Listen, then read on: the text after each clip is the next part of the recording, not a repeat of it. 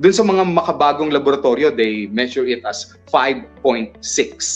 Ayan. And tinitingnan yung inyong good cholesterol. Ang good cholesterol natin dapat mas mababa, wag bababa sa 40. Kasi ang good cholesterol dapat mataas yan. So dapat 40 and above. I'm sure maraming na-intriga sa inyo, no? In my own experience, in my clinic practice, mas marami pa rin ang dumarating po na malalaki ang tiyan, matataas ang blood pressure, matataas ang kanilang cholesterol and triglyceride, matataas ang kanilang blood sugar, at mababa ang good cholesterol.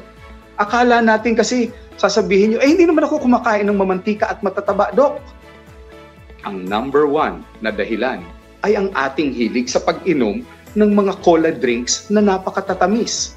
Ang number 2 na dahilan ay ang paglalagay natin ng kung ano-anong syrup na naglalaman ng sucrose, fructose at kung ano-ano pang asukal sa ating inumin, gaya ng nakikita natin sa ating mga milk tea. At sinasamahan ngayong kapanahunan ng lockdown ng isang katutak na online.